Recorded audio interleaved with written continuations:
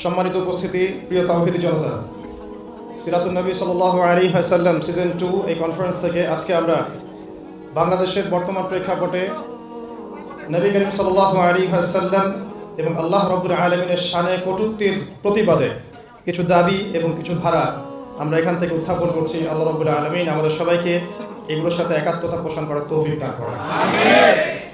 আমি বেশি সময় নষ্ট না করে খুব সংক্ষিপ্ত করে শুধু পয়েন্টগুলো আলোচনা করব। 1 নাম্বার, আমরা প্রথম যে দাবিটা উত্থাপন করতে চাই সেটা হলো রাখাল রাহা ওরফে সাজ্জাদুর রহমান, যাকে এনসিটিভি পাঠ্য বই সংশোধন ও পরিমার্জন কমিটিতে সরকার নিয়োগ দিয়েছেন, সেখান থেকে আমরা তার বহিষ্কার দাবি করছি। যেহেতু তিনি একজন শাতেমে রসুল এবং প্রত্যেক মাযহাবের ইমামগণ এই বিষয়ে একমত যে শাতেমে রসুলের তওবা কবুল হলেও তার শাস্তি মৃত্যুদণ্ড। এই কারণে আমরা আমাদের মঞ্চ থেকে তাকে দ্রুত গ্রেফতারের দাবি জানাচ্ছি। মহান আল্লাহ ও রাসূলুল্লাহ সাল্লাল্লাহু আলাইহি ওয়াসাল্লাম তার বিরুদ্ধে অশ্লীল কটূক্তির অপরাধে রাখাল রাহা ও সোহেল গালিবের বিরুদ্ধে কঠোর আইনগত ব্যবস্থা নিশ্চিত করতে হবে।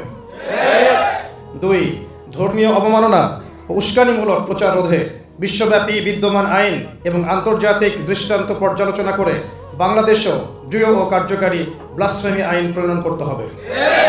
এই আইনের মাধ্যমে ধর্মীয় অবমাননার সকল ধরনের অপরাধের দৃষ্টান্তমূলক শাস্তি জনগণের সামনে নিশ্চিত করতে হবে। 3, রাজনৈতিক অসৎ উদ্দেশ্যে করা মামলায় আটক সমস্ত মাজলুম আলেম এবং ইসলামপন্থীদের নিঃশর্ত মুক্তির ব্যবস্থা করতে হবে।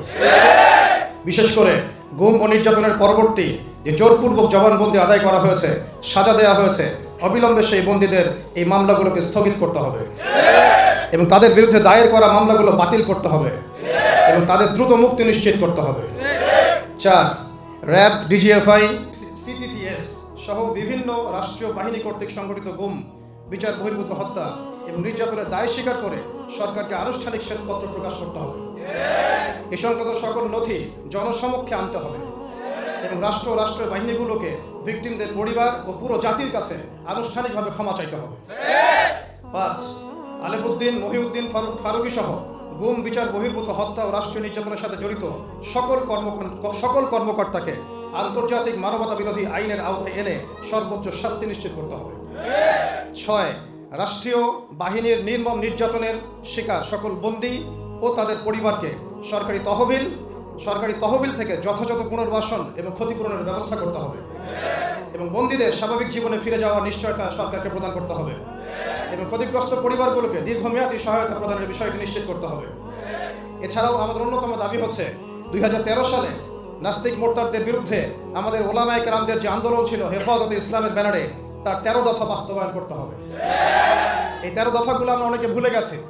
আমি শুধু মনে করিয়ে দেওয়ার জন্যই পয়েন্টগুলো আপনাদের সামনে উত্থাপন করছি। 1, সংবিধানে আল্লাহর উপর পূর্ণ আস্থা ও বিশ্বাস পুনঃস্থাপন করতে হবে এবং কোরআন ও সুন্নাহ বিরোধী সমস্ত আইন বাতিল করতে হবে। কোরআন এবং সুন্নাহ বিরোধী সমস্ত আইন বাতিল করতে হবে। 2, আল্লাহর রাসূল সাল্লাল্লাহু আলাইহি ওয়াসাল্লাম এবং মহান আল্লাহ ও ইসলাম ধর্মের অবমাননা এবং মুসলমানদের বিরুদ্ধে কুৎসা রটনার সর্বোচ্চ শাস্তি মৃত্যুদণ্ড হিসেবে কার্যকর করতে হবে এবং এই আইনকে সংসদে বাস্তবায়ন করতে হবে। 3, কথিত শাহবাগী আন্দোলনের নেতৃত্ব দানকারী স্বঘোষিত যারা নাস্তিক মোরতাদ এবং যারা প্রিয় নবী সাল্লাল্লাহু আলাইহি ওয়াসাল্লামের শানে কটূক্তি করেছিল, সেই ব্লগার এবং তাদের রেখে যাওয়ায় যে দোষরদের যে অপতৎপরতা, এগুলো বন্ধে কঠোর পদক্ষেপ এবং শাস্তিদানের ব্যবস্থা নিশ্চিত করতে হবে। 4, ব্যক্তি এবং বাক স্বাধীনতার নামে যত রকমের বেহায়াপনা, অনাচার, ব্যভিচার, প্রকাশ্যে নারী পুরুষের অবাধ বিচরণ, মোমবাতি প্রজ্বলন সহ যাবতীয় বিজাতীয় সংস্কৃতি, এগুলোকে বন্ধ করতে হবে এবং এই সমস্ত বিজাতীয় সংস্কৃতির অনুপ্রবেশ বন্ধ করতে হবে। 5, ইসলাম বিরোধী যাবতীয় নারী নীতি, ধর্মহীন শিক্ষানীতি বাতিল করতে হবে। প্রাথমিক স্তর থেকে মাধ্যমিক পর্যায় থেকে শুরু করে সর্বোচ্চ পর্যায় পর্যন্ত ধর্মীয় শিক্ষাকে বাধ্যতামূলক করতে হবে। 6, সরকারিভাবে এই স্পষ্ট কাফের মুরতাদ কাদিয়ানীদেরকে অমুসলিম ঘোষণা করতে হবে।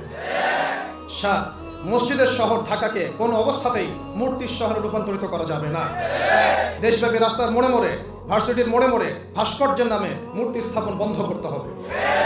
8, বাইতুল মুকাররম সহ অন্যান্য যাবতীয় মসজিদে মুসলিমদের এবং খতিবদের নির্বিঘ্নে নামাজ আদায় এবং খুতবা প্রদানের নিশ্চয়তা আমাদের সামনে প্রকাশ করতে হবে এবং যাবতীয় ওয়াজ, নসিহত, সেমিনার, সিম্পোজিয়াম, ইসলামপন্থীদের যাবতীয় কর্মকাণ্ডে যে কোনো প্রকার বিজাতীয় দোসরদের দালালি স্বরূপ কোনো রকম বাধা আমাদেরকে প্রদান করা যাবে না।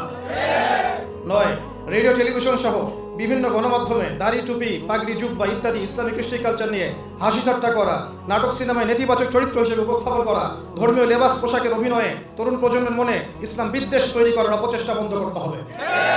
10, পার্বত্য চট্টগ্রাম সহ দেশব্যাপী ইসলাম বিরোধী সমস্ত কর্মকাণ্ডে জড়িত এনজিও, খ্রিস্টান মিশনারি এবং ধর্মান্তরিতকারীদের সমস্ত অপতৎপরতা বন্ধ করতে হবে। 11, রাসূলুল্লাহ সাল্লাল্লাহু আলাইহি ওয়াসাল্লামের প্রেমিক, আশেক এবং তাওহীদের জনতা, ওলামা ইকরাম, মাদ্রাসার ছাত্র সকলের উপর যাবতীয় হামলা, মামলা, দমন, নির্বিচারে গুলিবর্ষণ, গণহত্যা বন্ধ করতে হবে। 12 নম্বর, সারা দেশের কওমি মাদ্রাসার ছাত্র শিক্ষক, ওলামা মাশায়েখ, মসজিদের ইমাম খতিবকে হুমকি ধামকি ভয়ভীতি ইত্যাদি বন্ধ করতে হবে। এবং 13 নম্বর দাবি ছিল কিছুটা এরকম: অবিলম্বে গ্রেপ্তারকৃত সমস্ত আলেম ওলামা, ছাত্র সমাজ, তাওহীদের জনতাকে মুক্তি প্রদানের ব্যবস্থা করতে হবে। দায়ের করা সমস্ত মিথ্যা মামলা প্রত্যাহার করতে হবে। প্রত্যেক পরিবারকে ক্ষতিপূরণের ব্যবস্থা নিশ্চিত করতে হবে। আল্লাহ রাব্বুল আলামিন আমাদের সবাইকে এই দাবিগুলোর সাথে একাত্মতা পোষণ করার তৌফিক দান করেন। এই পরিবর্তিত বাংলাদেশে আপনারা এই দাবির সাথে একমত আছেন না নাই? আমরা একমত আছি না নাই? আমরা একমত আছি না নাই?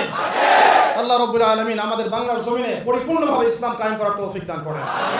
আমিন। ওয়া আখিরু দাওয়ানা আনিল হামদুলিল্লাহি রাব্বিল আলামিন। আসসালামু আলাইকুম ওয়া রাহমাতুল্লাহ।